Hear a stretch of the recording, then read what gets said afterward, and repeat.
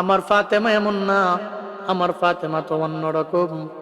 যেদিন থেকে আমার ঘরে আইছে রে, সেদিন থেকে মুসল্লার মধ্যে ফজরের নামাজ পড়া, ইশরাকে নামাজ পড়া এরপরে উঠছে। হযরতে আলী দৌড়ে গেলেন, যা দেখতেছে ফাতেমা রাদিয়াল্লাহু আনহা বড় একটা বালতির মধ্যে কাপড় চোপড় ভিজাইছে হাসান হুসাইনের জ্বর লইয়া, এত পরিমাণে কষ্ট কইরা। এরপরে দেখে বড় একটা পাতিলার মধ্যে পানি গরম করতেছে। এত বড় পাতিলা, জীবনে কোনোদিন এত বড় পাতিলার মধ্যে অল্প কয়েকজন মানুষের জন্য এত এত পানি গরম করা লাগে না। উনি মনে চিন্তা ভাবনা করতে লাগলেন, অস্বাভাবিক হবে, কোনো স্বাভাবিক কোনো বিষয়ে আজকে আমার ঘরের মধ্যে ঘটবে না।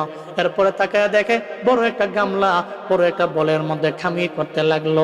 উনি তাও চিন্তায় পড়ে গেলেন, আজকেও তো এমন কোনো অস্বাভাবিক কারণ হবে, কারণ এত বড় গামলা, আবার এই গামলার মধ্যে এতগুলা ময়দা কেন খামির করতে লাগলো আমার ফাতিমা। উনি চিন্তায় পড়ে গেলেন, ফাতিমার দরবারে গেলেন, যে কয় ফাতিমা রে, কেন এমন হয়ে গেল? জীবনে কোনোদিন দেখি নাই ফজরের নামাজ পড়ার পরে তুমি ইশরাকের নামাজ না পড়ে উঠছো, আজকে কি এমন হয়ে গেল? তোমার পুরা বডিতেই জ্বর, আবার রোজা মুখের মধ্যে নিয়ে এত কষ্ট পরিশ্রম, এত সকাল সকাল তুমি কেন করতে লাগলা? তুমি কি আমার কাছ থেকে কোনো কিছু আড়াল করো নাকি? এবার ফাতেমা কয়, আর তো না বইলা থাকতে পারবো না। সঙ্গে সঙ্গে বলতে লাগলো, ও স্বামী আমার, গত রাতের বেলা আমার স্বপ্ন যোগে আমার বাবা আমার স্বপ্নে আসছিল, আমার এসব বইলে দিয়া গেছে, আমার বাবা আমার কইয়া গেছে তুমি আলীর সঙ্গে শাদি করবা, ইফতার করবা, আমি নবীর সঙ্গে বাবার সঙ্গে আবার জান্নাতি দস্তরখানায়।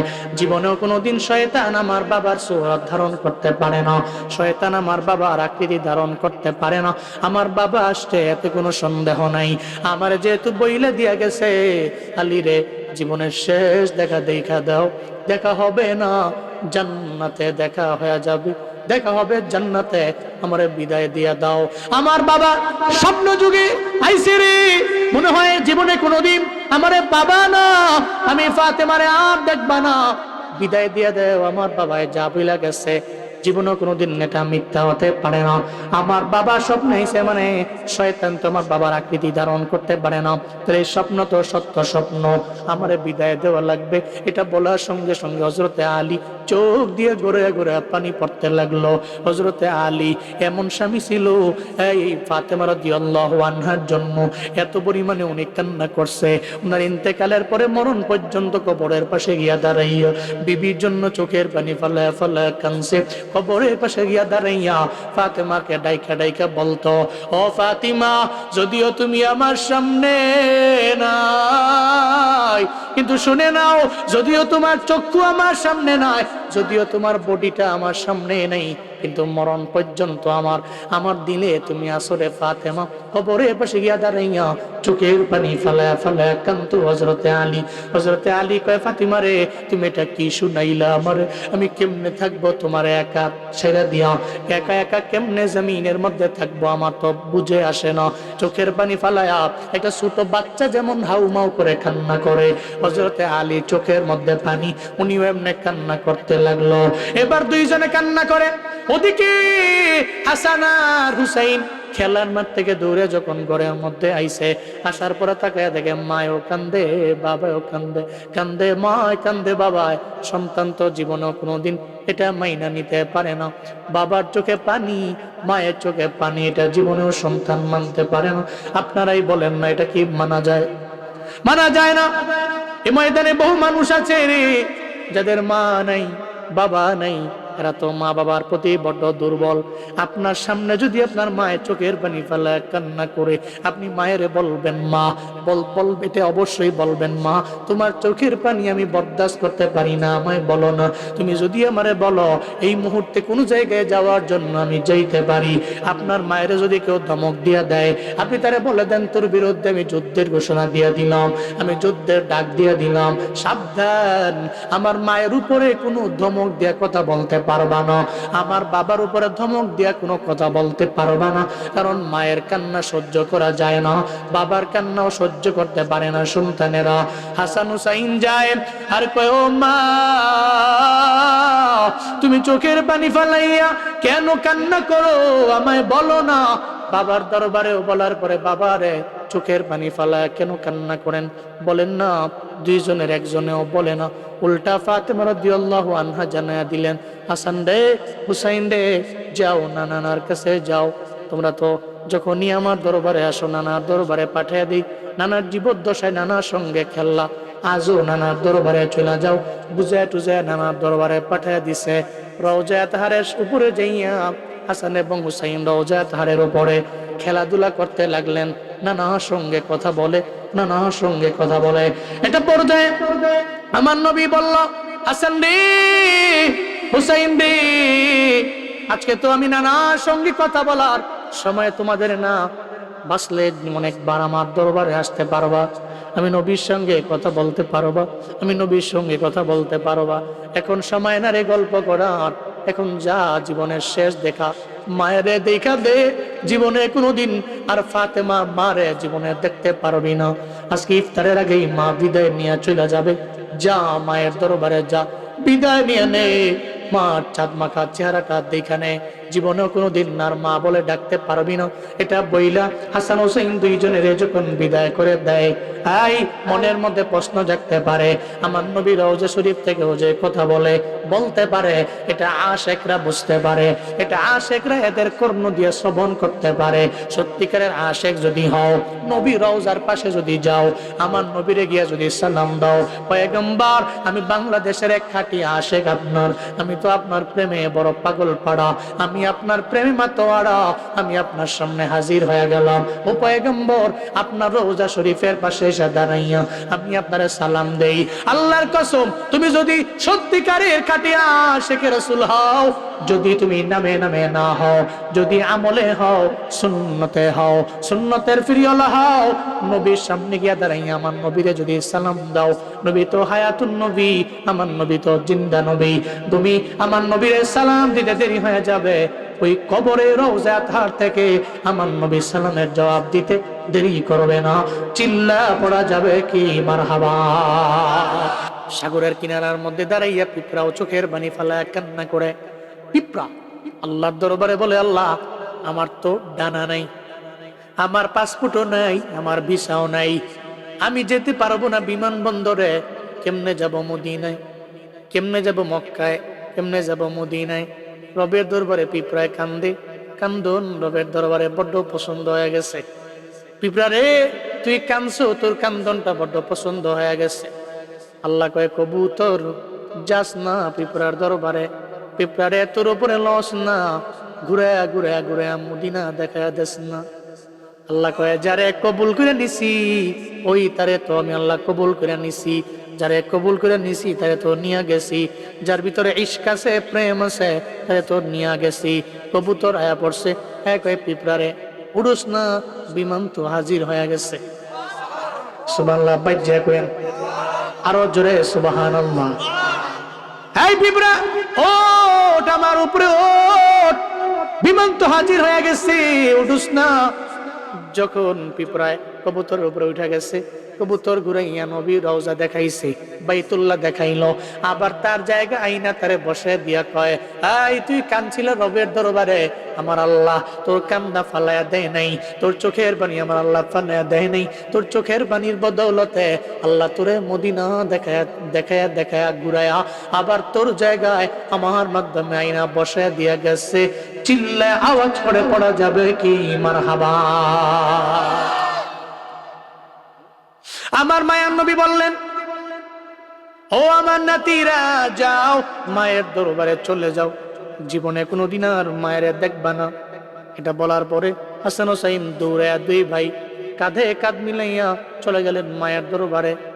যে কয়, মা কেন বললেন না দুনিয়া থেকে বিদায় নিয়ে চলে যাবেন, কেন বললেন না, কেন নানার দরবারে পাঠালেন? যদি নানার দরবারে না পাঠাইতেন তাহলে তো আপনার চেহারা দেখতে পারতাম আরো কিছুক্ষণ সময়। সময় তো গনে আসছে মা, জীবনে কোনোদিন আমরা আপনাকে দেখবো না, ডাকতেও পারবো না, আপনার চেহারার দিকে তাকাইতেও পারবো না রে মা। এই কথা বলার পরে ফাতেমা কান্দে আর বলে, হাসান জীবনে কোনোদিন কোনো মা বলতে পারে না, সন্তান রে বিদায় দাও, সন্তান রে আমার বিদায় দিয়ে দাও, এটা বলা যায় না, আমি মা হয়া কেমনে বলতে পারি? এই জন্য তোমাদের নানা বইলা দিছে, আমি মা থাকবো না, তবে মায়ের জন্য চোখের পানি ফালায় কান্না করো না, আমি মায়ের জন্য কান্না করো না। তোমাদের বাবার কাছে দিয়া গেলাম, আল্লাহর কাছে সুপর্দ করে গেলাম, আল্লাহর কাছে দিয়া গেলাম। ও হাসান ও হুসাইন, চোখের পানি ফালায় কান্না করো না। হাসান হুসাইন কান্না করে, এদিকে আলীও কান্না করে, ওদিকে ফাতেমা রাদিয়াল্লাহু আনহা এখনো মরণের ব্যাপারে চিন্তা, এখনো জাহান্নামের ভয়, এখনো রবের ভয়, এখনো অন্তরের মধ্যে কি পরিমাণে তাকওয়া। ও বুল্লার আম্মা জানেরা, একটু মনের কান লাগায় শুইনেন গো মা। বহুত তো বয়ান শুনলেন জীবনে, এক কান দিয়া ঢুকায়া আর এক কান দিয়া বের করলে হবে না। অন্তরের মধ্যে লালন করা লাগবে মা, অন্তরের মধ্যে লালন করা লাগবে।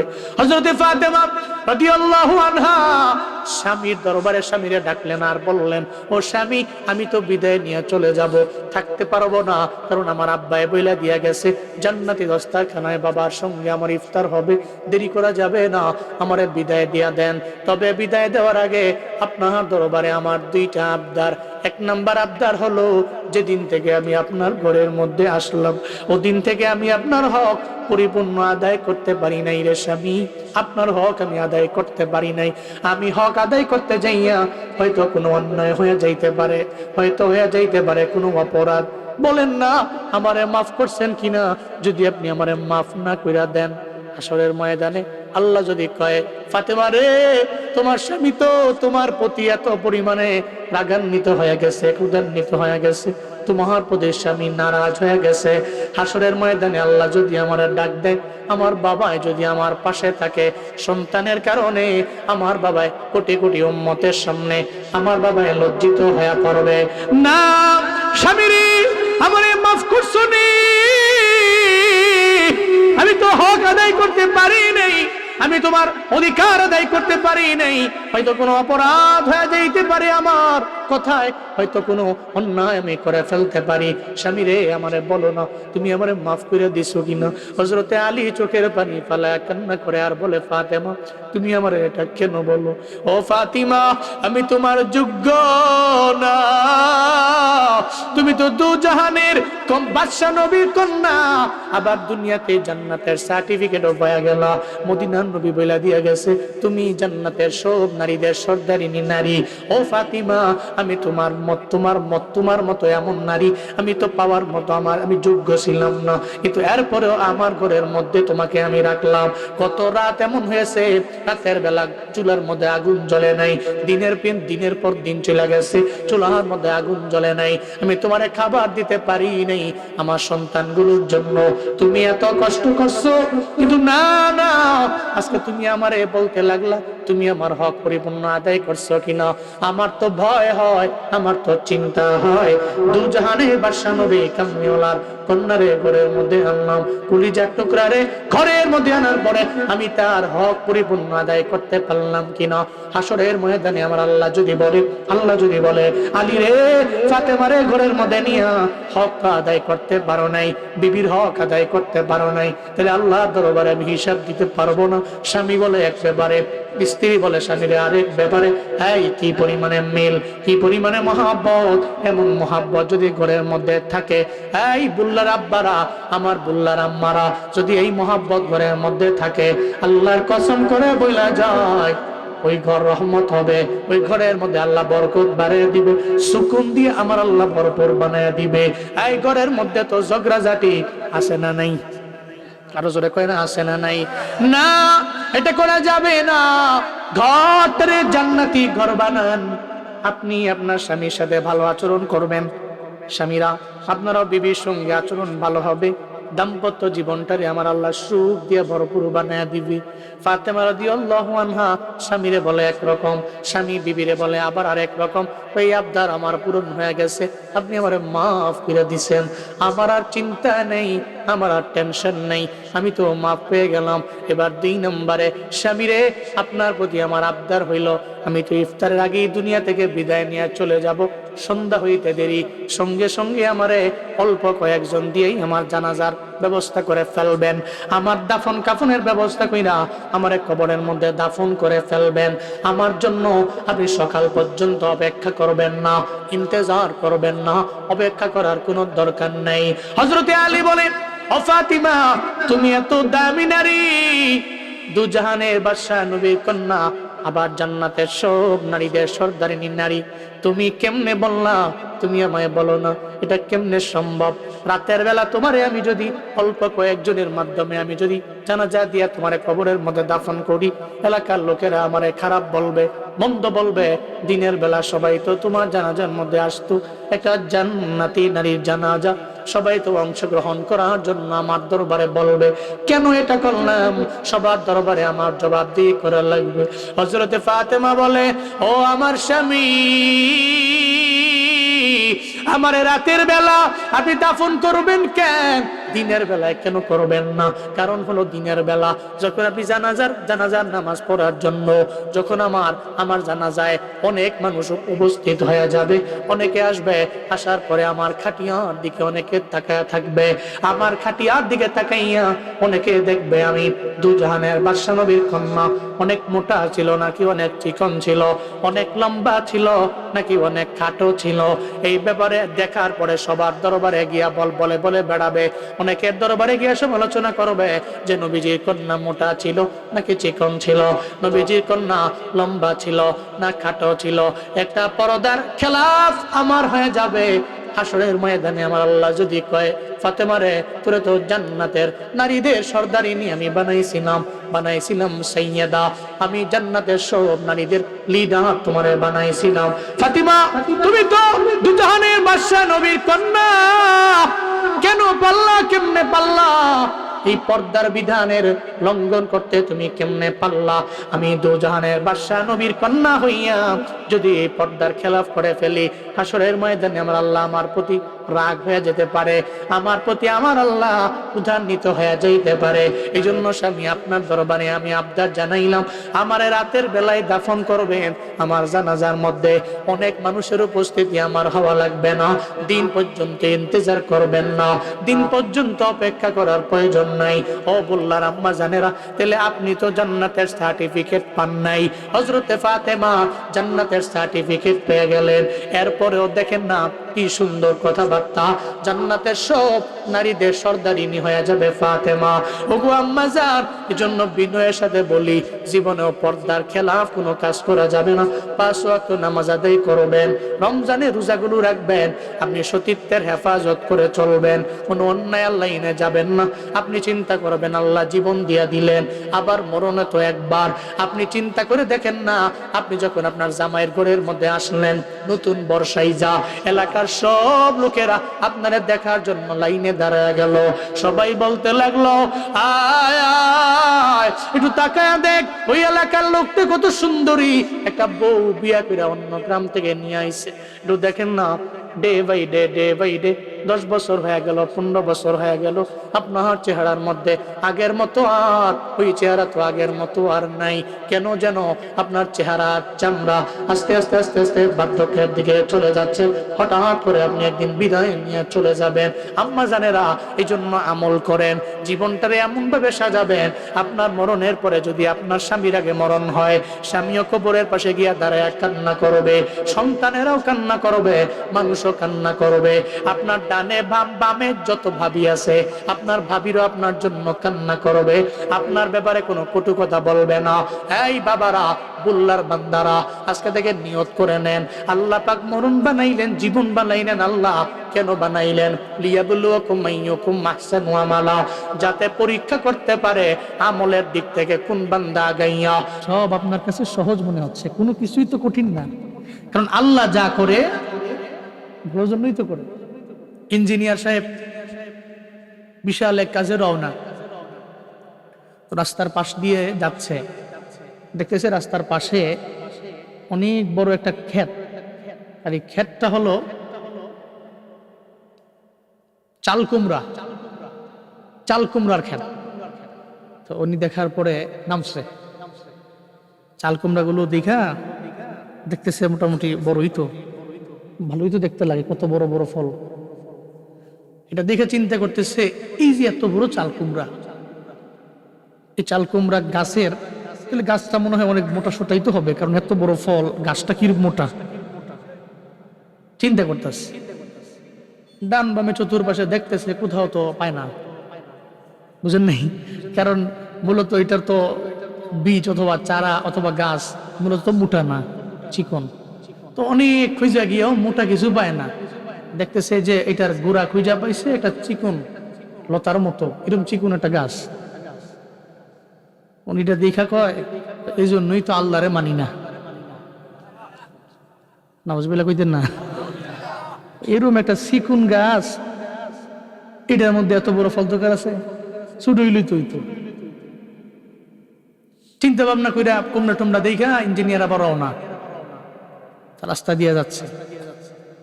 আগের দিনের মানুষ তো, আগের দিনের যে লোকরা ছিল, এখানে যে মুরব্বীরা আছেন, মোটামুটি আপনারাও তো অনেকটা অভিজ্ঞ, কারণ জন্মের পর থেকে আপনারাও দেখতেছেন গাড়ি ঘোড়া আছে। এরপরেও যারা আগের জেনারেশন, এরা তো গাড়ি ঘোড়া কিছুই পায় নাই, হাইটা হুইটা যাইতে হয়েছে। যখন আমার বড় আব্বাই আমার মাঝে মাঝে বলতো, উনি হায়াত পাইছে, উনিও বলছে বাড়ি থেকে আমরা 7 কিলো 8 কিলো 9 কিলো পর্যন্ত গিয়া গিয়া ওই বাজার থেকে বাজার করে আনতাম। এটা ছিল, এটা অনেক দিন হয়েছে, বিষয়টা এমন না। অনেক পুরাতন হয়ে গেছে, অনেক প্রাচীন, বিষয়টা এমন না। গাড়ি ঘোড়া নাই, তো উনি হাইটা রওনা দিস।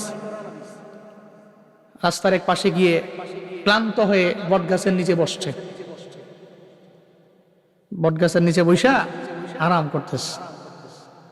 আগের দিনের মানুষরা কিন্তু লম্বা জার্নি কইরা এই গাছের নিচে বৈশা রেস্ট করত, আরাম করত। তো বটগাছের নিচে বসে রয়েছে। হঠাৎ করে তাকায় দেখে বটগাছের উপরে, গাছের মধ্যে দেখা যায় পাতার কিনারায় কিনারায় বটগাছের ফল ছোট ছোট। এখন আল্লাহরে আরেকটা গালি দিস। নাউজুবিল্লাহ কইতেন না? এই জন্যই তো তোমারে আল্লাহ মানি না, এই জন্যই তো আলেম মানি না, উলামায়ে কেরাম মানি না, এই জন্যই তো আলেমদের কথাও পছন্দ হয় না। যারা আল্লাহর গুণগান গায়, এই জন্য এদেরও পছন্দ করি না। বটগাছের নিচে বসলাম, তুমি তো আল্লাহ, তুমি ছোট লতার গাছের মধ্যে এত বড় চাল কুমড়া দিয়া দিলা, আর এই বটগাছের মধ্যে তুমি দিয়ে দিলা এত ছোট ছোট ফল, এত মোটা গাছ, এরপরেও ফল বড্ড ছোট। এই জন্যই তোমারে মানি না, এই জন্য তোমার গুণগান যে গায় তারে মানি না। এটা বইলা সঙ্গে সঙ্গে চিন্তা ভাবনা করে আর আমার আল্লাহরে গালি দিতে দিতে ইঞ্জিনিয়ার ঘুমায়া গেল, শুয়া পড়ল। রেস্টের মধ্যে যখন ঘুম চলে আসলো, আমার মাওলার কুদরত, আল্লাহ পাক তারে দেখাইয়া হিদায়াতের লাইনে আমার আল্লাহ তারে নিয়ে যাবে। প্রচন্ড ঘুমে বিভোর হয়ে গেল। হঠাৎ ওই বটগাছের উপর থেকে পাখি আইসা যখন ওই পাতার মধ্যে লাড়া মারলো, দুইটা লাড়া মারার পরে উপর থেকে বটগাছের ছোট দুইটা ফল যখন তার মাথার মধ্যে পড়লো, টং করে উঠছে। লাফ দিয়া ঘুম থেকে জেগে দেখে মাথার মধ্যে কি পড়লো, তাকায় দেখে ডানে বামে দুইটা পড়ে আছে, তাও বটগাছের ছোট ছোট ফল। আল্লাহ কয়ে তোরে আমি হিদায়াত দিয়ে দিব। এই চিন্তা নিয়ে আমার আল্লাহ তারে এত বড় একটা পরীক্ষার মধ্যে ফেলাইলো। আল্লাহ যদি কাউরে হিদায়াত দেয়, ও নাস্তিক হইলেও কোনো না কোনো একদিন ইসলামের ছায়া তলে চলে আসতে পারে, ঠিক কিনা? আর যদি আল্লাহ না দেয়, সারা দুনিয়ার যত আলেম আনো, দুনিয়ার যত আউলিয়ায়ে কেরাম আইনা যদি একটা গ্লাসের মধ্যে কও যে হুজুর একটু ফু মারেন, আর যদি তাকে বলেন যে তারে 1 গ্লাস পানি পান করায়া দেন, আপনার ফুয়ের পানি খেয়ে সে হিদায়াত পেয়ে যাবে, জীবনে অসম্ভব না। আল্লাহ যদি কয় হিদায়াত দিলাম, হিদায়াত পেয়ে গেল। আল্লাহ যদি কয় না না হিদায়াত দেওয়া যাবে না, জীবনেও কোনোদিন কোনো বান্দা তারে হিদায়াত দিতে পারবে না। কারণ হিদায়াত দেওয়ার মালিক কে? ইন্নাকা লা তাহদি মান আহবাবতা ওয়ালাকিন্নাল্লাহ ইয়াহদি মান ইয়াশা। আল্লাহ পাক বলেন, যারে চান উনি, আল্লাহ তো চাইলে বান্দারে হিদায়াত দিতে পারে, কারণ তার হাতেই তো হিদায়াতের চাবিকাঠি পরিপূর্ণ রবের হাতে। ওয়ালাকিন্নাল্লাহ ইয়াহদি মান ইয়াশা, আল্লাহর হাতেই তো যেই বান্দারে আল্লাহ চাই হিদায়াত দিয়ে দিবে, দিয়া দেয়। নবী যারে পছন্দ করে সে হিদায়াত পাবে এমন না। যদি নবীর পছন্দের হইতো তাহলে আবু তালেব কালেমা পড়ে মুসলমান হতে পারত। কিন্তু আবু তালেব পারে নাই, কালেমা পড়তে পারে নাই। কেন পারে নাই? কারণ হিদায়াত কবলে জুটে নাই। কারণ হিদায়াত দেওয়ার মালিক নবী না, হিদায়াত দেওয়ার মালিক উলামায়ে কেরাম না, হিদায়াত দেওয়ার মালিক আউলিয়ায়ে কেরাম না, হিদায়াত দেওয়ার মালিক একজন, চিল্লে বলেন তার নাম। এবার ওই সেকুলার মনে মনে চিন্তা ভাবনা করে, জীবনে আল্লাহকে কত গালি দিয়েছি, এত পরিমাণে গালি দিলাম, কিন্তু এতদিন পর্যন্ত যাই গালি দিলাম, এখন তো আল্লাহরই তো আমি চিন্না গেলাম। কারণ আল্লাহ তো যা করে বান্দার ভালোর জন্যই তো আমার আল্লাহ করে, বান্দার ভালোর জন্যই করে। এই আল্লাহ যদি আমার কথা শুই না, আমার মন মতো বটগাছের মধ্যেও যদি ওই চাল কুমড়ার মতো এর চাইতেও বড় যদি কোনো ফল বটগাছের মধ্যে দিয়ে দিত, আমি যখন ঘুমিয়ে যাইতাম তখন আমার মাথার উপরে এত বড় চাল কুমড়া মাথার মধ্যে পড়লে আমার জানাজাও লাগতো না, কোনো মানুষ আমার খবরও জানতো না, আমি 3 হাত 4 হাত পর্যন্ত মাটির নিচেই ডেবে যাইতাম। ঠিক কিনা? এই জন্য আল্লাহ যা করে ভালোর জন্যই করে। আমার আল্লাহ বান্দার খারাপ হয় কোনো কিছু আমার আল্লাহ করে না। চিল্লায় পড়া যাবে কি আল্লাহু আকবার। তাহলে আল্লাহ যা করে আমার আপনার ভালোর জন্যই তো করে। মাঝে মাঝে আমাদের মন হয়তো বলে এটা এভাবে না হয়ে এভাবে হলে হতো, এটা মন বলে। কিন্তু মনকে বুঝান, মন আল্লাহ যা করছে তোর ভালোর জন্যই করছে, তুই তো বাড়াবাড়ি করিস না, বেশি পণ্ডিতি করলে ঝামেলায় পড়ে যাবে। তা তো মন বলে। তখন মনের কথা শুনে আপনি জবান দিয়ে বের করেন, আল্লাহ তো এটা না করলেও পারতো।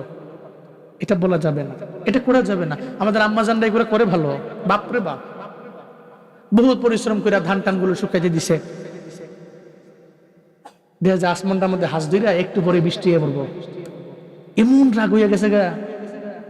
আমার ভাবিয়ে ফাঁসের বাড়ির ভাবিয়ে দান্ডি হুগানোর পরে হ্যাঁ দেখে না, খালি আমি দিলে খালি দেখে, হ্যাঁ এমন কে নাউজুবিল্লাহ কয় না, কারে কইছে?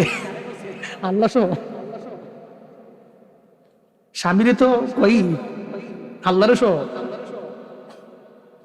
আল্লাহ হিদায়াত দান করেন, আল্লাহ সঠিক বুঝ দান করেন। তাহলে আল্লাহ রব, আল্লাহ সব, এটা ভিতরে ঢুকান, তদ অনুযায়ী আমল করেন, পারবেন তো ইনশাআল্লাহ। আমি খুতবায় সূরাতুল মুলকের 2 নম্বর আয়াত তিলাওয়াত করেছি।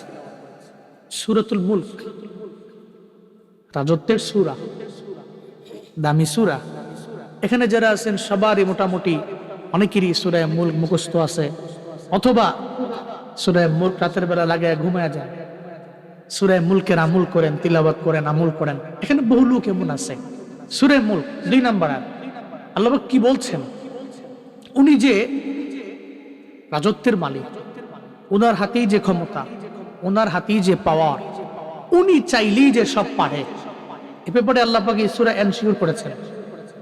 এই পৃথিবীতে যা চোখে দেখি আর না দেখি সব কিছুর মালিক কে?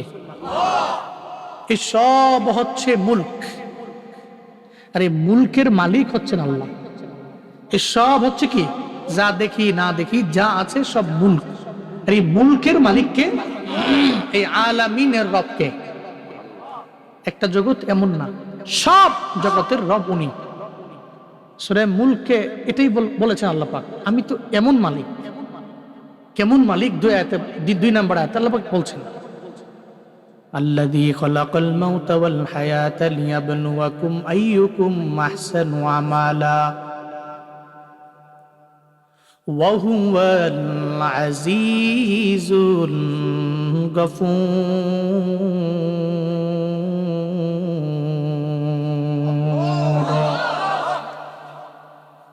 আল্লাহ পাক বলেন, আল্লাহ তো উনি যিনি বানাইলেন মরণ, আল্লাহ তো উনি যিনি বানাইলেন জীবন।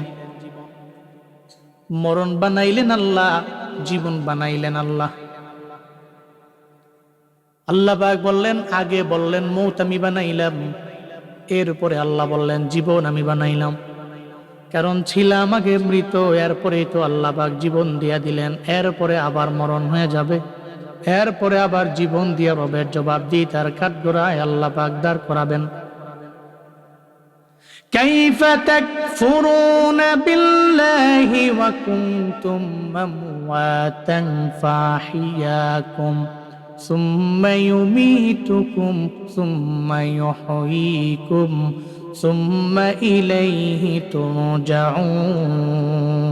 চিল্লা জোরে পড়া যাবে কি আল্লাহু আকবার। আল্লাহ পাক বলেন,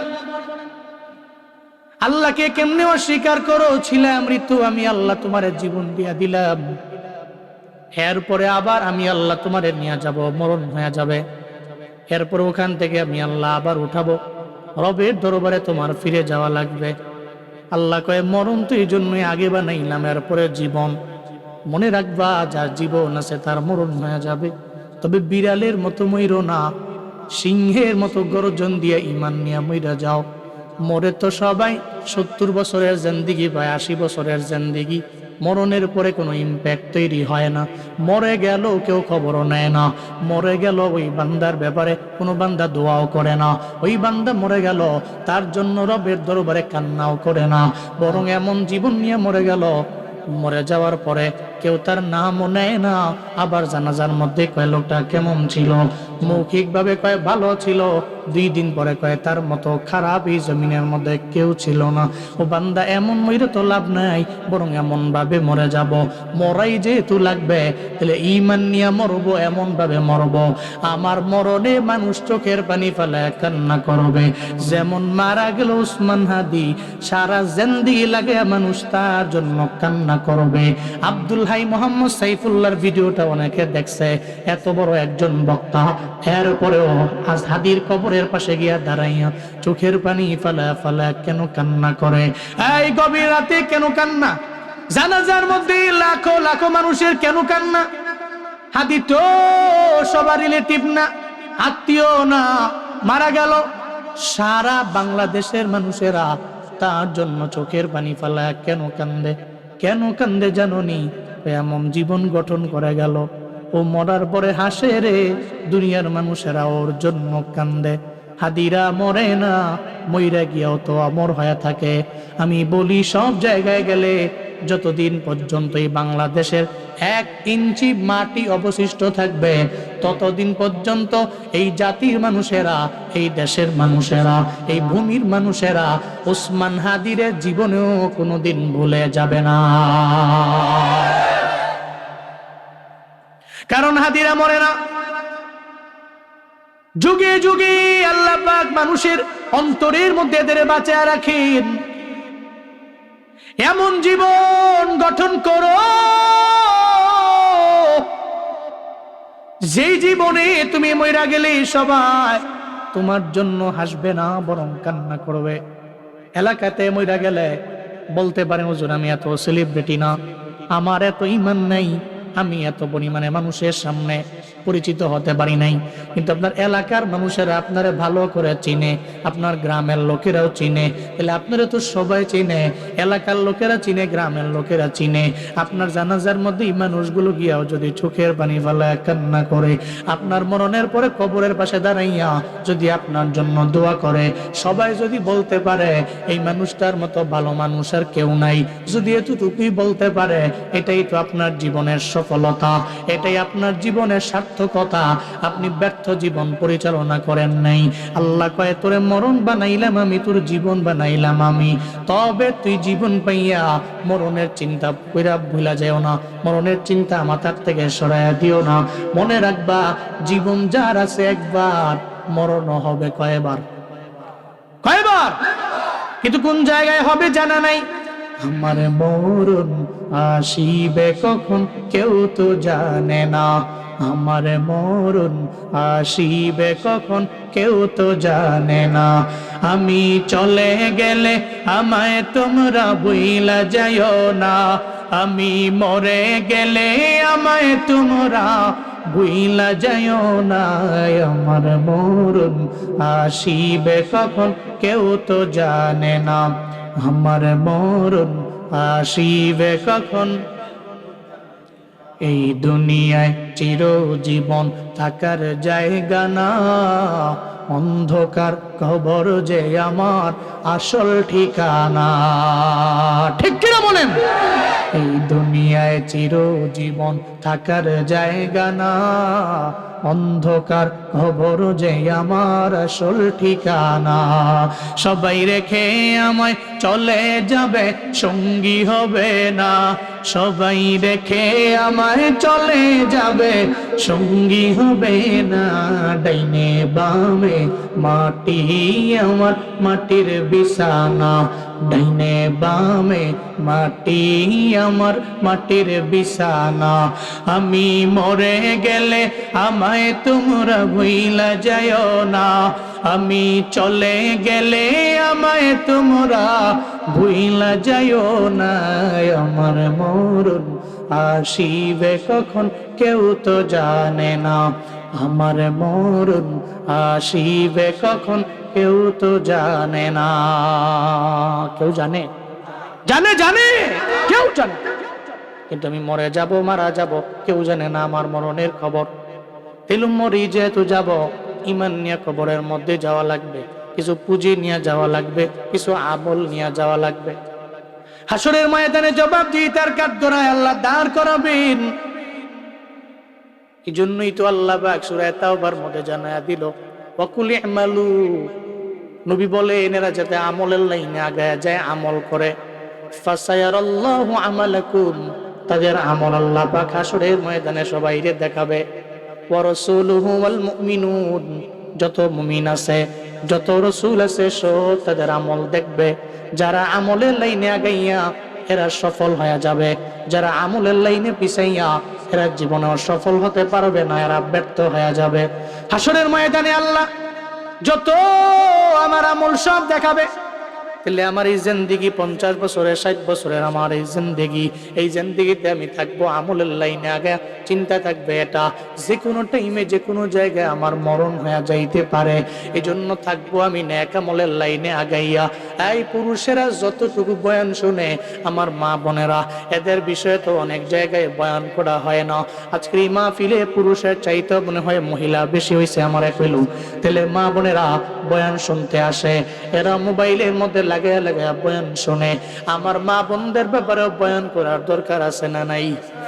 আমরা তো মারা যাব, আমার মা বোনও থাকবে না, সবাই বিদায় নিবে। জমিনটা তো এমন, সবাই বিদায় নিয়ে চইলা যাবে। আল্লাহ পাক যেমন বান্দার কথা বললেন তেমন বললেন বান্দির কথা। সবই তো আল্লাহর বান্দা এবং বান্দি। আল্লাহর বান্দা এবং বান্দি আমার মা বোনেরা, এদের তো অনেক সহজ ব্যাপার। মদিনার নবী জানায়া দিছে, 4টা আমল করলে এরা জান্নাতি।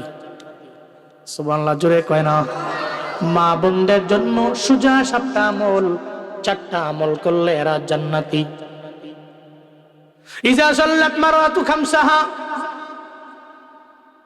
মহিলা 5 ওয়াক্ত নামাজ পড়বে। এরপরে 2 নম্বরে মহিলাটা সসমাত শাহরাহা, রমজানের 30টা রোজা মহিলা রাখবে। যদি রাখতে পারে 5 ওয়াক্ত নামাজ পড়লো, এরপরে রমজানের 30টা রোজাও রাখলো। এরপরে মহিলার ব্যাপারে মদিনার নবী জানায়া দেয়, ওয়াহসানাত ফারজাহা, তার সতীত্বের হেফাজত করলো। ওয়াতাআত জাওজাহা, তার স্বামীর আনুগত্য করলো। তাহলে ওই মহিলা 4টা আমলের কারণে হাসরের ময়দানে ওই মহিলারে আল্লাহ পাক বলবে, আই নারী উদখুলিল জান্নাহ। সুবহানাল্লাহ, জোরে কয় না? আল্লাহ পাক বলবে, ও নারী জান্নাতে ঢুকো। এটা বলার পরে সঙ্গে সঙ্গে নারী বলবে, আল্লাহ জান্নাতের দরওয়াজা 8টা, কোন দরওয়াজা দিয়া ঢুকবো? কোন দরওয়াজা দিয়া ঢুকবো? আল্লাহ পাক নারীরা জানায়া দিবে, মিন আইয়াবুবিল জান্নাতি শিতি। নারী রে, তুই তো দুনিয়ার মধ্যে 4টা আমল করলা। 1 নম্বরে 5 ওয়াক্ত নামাজ, 2 নম্বরে রোজা, 3 নম্বরে নিজের সতীত্বের হেফাজত, 4 নম্বরে স্বামীর ইতাআত আনুগত্য কইরা তুমি তো জমিন ত্যাগ কইরা বারজাখের জীবন ছাইরা আমি রবের কাছে চলে আইছো। নারী রে, এই 8টা জান্নাতের 8টা দরওয়াজার মধ্য থেকে যেই দরওয়াজা দিয়া মন চায় ওই দরওয়াজা দিয়া জান্নাতে ঢুকে যা। আতিনা ফি দারে দুনিয়া না হাসান, আতিনা ফি দারে উকবা না হাসান ইয়া গিয়াসাল মুস্তাগীসি নাহদিনা লফদিখার बिलउलूमे वलगिना हर गोरी देने को तू तैयार है जो न मंगे उसको तू बेजारो है। এই বললেন আম্মা জানেরা, আপনি তো হতে পারেন এক সফল নারী, যে আল্লাহ আপনারে মায়া করে জীবন দিলেন, সৌন্দর্য দিলেন। আমার যে আল্লাহ, আপনি 4টা কাজের মাধ্যমে আখিরাতে জান্নাতে যেতে পারেন, খুব সহজে যেতে পারেন গো আমার আম্মা। সাবধান, নামাজটা টাইম মতো পড়বেন, রোজাও রাখবেন, সতীত্বের হেফাজত করে চলবেন। জীবনেও কোনোদিন স্বামীর অবাধ্য হওয়া যাবে যাবে পর্দা করবেন। এরপরে স্বামীর গুণকীর্তন করবেন, ইতোয়াত করবেন, ইত্তেবা করবেন। স্বামী যাই না দেয় আলহামদুলিল্লাহ বলে মেনে নিবেন। দিতে পারে নাই, নিজের সবেরা বানাবেন, সবিরিনদের খাতার মধ্যে নাম উঠাবেন। চাইলেও কোনো সময় স্বামীর সাথে কোনো খারাপ আচরণ করা যাবে না, স্বামীর অবাধ্য হওয়া যাবে না। যদি হন তাহলে তো আপনি আমল থেকে পিছিয়ে গেলেন। মদিনার নবী জানায়া গেছে, স্বামীর খেদমত করার জন্য, স্বামীর ইতোয়াত করার জন্য আপনি তো কার অনুসরণ করবেন? যেমন ফাতেমা রাদিয়াল্লাহু তাআলা আনহা, এমন নারী আপনি হতে পারেন যেই ফাতেমা আপনার জান্নাতের সর্দারিনী হবে। ফাতেমা তু সাইয়্যিদাতুন নিসাই আহলিল জান্নাহ। মদিনার নবী জানায়া গেছে, ফাতেমা আমার এমন আমার ফাতেমা আমার এমন কন্যা, সমস্ত জান্নাতি নারীদের সর্দারিনী হবে আমার ফাতিমা। এমন এক দামি নারী ফাতিমা, দুনিয়াতে সার্টিফিকেট পেয়েছেন জান্নাতের, এত পরিমাণে দামি। ওই ফাতেমাকে ফলো করে করে আগে যাবেন গো আমার আম্মা। ফাতেমা রাদিয়াল্লাহু আনহা জান্নাতি হওয়ার পরেও কত পরিমাণে দামি, এরপরেও মরণের ব্যাপারে কি পরিমাণে চিন্তা, এরপরেও জান্নাতে যাওয়ার ব্যাপারে কি পরিমাণে চিন্তা নিয়ে ঘুরে ফাতেমা রাদিয়াল্লাহু তাআলা আনহা। উনি ইন্তেকাল করলেন, রোজা মুখে নিয়ে উনি ইন্তেকাল করলেন, দুনিয়া থেকে বিদায় নিয়ে চলে গেলেন। রোজা রাখা অবস্থায় উনি যখন রোজা রাখছিলেন, সেহরি করলেন জমিনের মধ্যে, কিন্তু বারজাকের জীবনে চলে গেছেন। ইফতার করার মতো সুযোগ ওনার হয় নাই। রোজা মুখে নিয়ে মরণ, এই মরণ ভালো মরণ না খারাপ মরণ? ও আল্লাহ, তুমি আমাদের খারাপ মরণ দিও না, ঈমান অবস্থায় মরণ দিও। চিল্লায়া পড়েন আমিন। বড় দামি মরণ। ইন্তেকালের আগের রাত ফাতেমা রাদিয়াল্লাহু তাআলা আনহা উনি ঘুমায় রইলেন। স্বপ্ন যুগে মদিনার নবী, ওনার আব্বা পয়গম্বর সাল্লাল্লাহু আলাইহি ওয়াসাল্লাম স্বপ্নে আসলো। স্বপ্ন যুগে আয়েশা অন্ধকারের মধ্যে কি যেন খুঁজতে লাগলেন। ফাতেমা রাদিয়াল্লাহু তাআলা আনহা বললেন, ওগো আব্বা, স্বপ্ন যুগে আপনি অন্ধকারের মধ্যে কারে খুঁজেন? কয়, তোমার একটা মেসেজ দেওয়ার জন্য আমি আসলাম। কয়, বাবা বলেন না। কয়, তুমি সারি করবা, একটু পরে ঘুম থেকে যাইগা আমার জামাই আলীর সঙ্গে। আর শুনে নাও ও ফাতিমা, তুমি ইফতার জমিনের মধ্যে করতে পারবা না দুনিয়ায়। তুমি ইফতার করবা আমি বাবার সঙ্গে, আবার দুনিয়ার কোনো দস্তরখানায় নয়, ওইটা জান্নাতি দস্তরখানা। একটু পরে ঘুম থেকে যাইগা সেহারি হয়ে যাবে দুনিয়ায়, ইফতার হবে জান্নাতে। আল্লাহু আকবার। রাতের বেলা স্বপ্নে দেখলেন আমার পয়গম্বর, স্বপ্ন যুগে আসলেন ফাতেমা রাদিয়াল্লাহু আনহা। এরপরে ঘুম থেকে জাগলো, সারির প্লেটের মধ্যে উনি বসে রইলেন হযরতে আলীর সঙ্গে। হযরতে আলীরে বলে না, যদি বলে তাহলে সারি করতে পারবে না, চিন্তায় পড়ে যাবে। হযরতে আলী চিন্তায় পড়ে চোখের পানি ফেলায় কাঁদতে কাঁদতে আর খাবার তার পেটের মধ্যে ঢুকবে না, এই চিন্তা করে হযরতে আলী জামাইরে কয় না, আমার পয়গম্বর স্বপ্ন যুগে আসলো, বাবা আমার আয়েশা জানায়া দিয়া গেল। এই ব্যাপারে পরিপূর্ণ না বইলা বরং দুইজনই খাইতে লাগলেন। সাহারি খাইয়া এবার দুইজনই, একজনই নামাজের মুসল্লায় ঘরের মধ্যে, আর একজনে চলে গেলেন মসজিদের মধ্যে নামাজে। এই বুল্লা মাধবপুরের মুসলমানেরা, যদি ঘরটা এমন ঘর হয়, আপনি ঘুম থেকে জাগলেন, আপনার ওয়াইফও জাগলো, আপনি বিবিরে বললেন, বিবি রে তুমি মুসল্লা বিছায় নামাজের মধ্যে দাঁড়ায়া যাও, ফজরের নামাজে আমার ছেলের সঙ্গে করে লয়ে আমি মসজিদের মধ্যে যাই। আল্লাহর কসম করে বইলা যাইতে পারি, এই ঘর যদি এমনি সাজানো যায়, দুইজনই ঘুমাইলেন, আবার ঘুম থেকে ফজরের আজান শুনা জায়গা গেলেন। আসসালাতু খায়রুম মিনান নাওম, এটা দামি মনে কইরা আপনার ঘুমটারে প্রায়োরিটি না দিয়া আপনি নামাজরে প্রায়োরিটি দিয়া মুসল্লায় বললেন, বিবিরে তুমি নামাজে দাঁড়াও, আমার সন্তানেরে আমার হাতে ধরায় দাও। দুইজনে নামাজের মধ্যে যদি যাইতে পারেন, আল্লাহর কসম শতবার, ইনকাম যদিও আপনার অল্প, ওই টাকাতেও আপনার ঘরটারে রহমতের ঘর বানায়া দিবেন কে? কিন্তু হুজুর ঘরের মধ্যে তো রহমত নাই। কবিরাজি দাঁড়িয়ে দাঁড়িয়ে দৌড়াও কেন? ঘরে রহমত নাই, বরকত নাই। এই চিন্তা নিয়ে নিয়ে দেখবেন কবিরাজের দরবারে যায়, উলামায়ে কেরামের দরবারে যায়, হুজুরের দরবারে যায়, যাকে হুজুর আমার একটু পানি পড়া দেন, আমারে তাবিজ দেন, ঘরের মধ্যে আমার বরকত নাই কেন? এই থিওরি হলো, ঘরের মধ্যে আপনিও নামাজি হবেন, আপনার পুত্রবধূও নামাজি হবে, আপনার ঘরের বিবিটাও নামাজি হবে, আপনার ছেলেও যদি নামাজি হয়, ওই ঘরের জন্য তাবিজ লাগবে না, কিছু লাগবে না। ওই ছোট্ট ঘরের মধ্যে সাকিনা রহমত দিয়ে ভরপুর করে দিবেন কে? আল্লাহ। আমাদের ঘর, আমাদের ঘরের প্রত্যেকটা সদস্যদেরকে তুমি নামাজি বানাও। আরো জোরে বলেন না আমিন।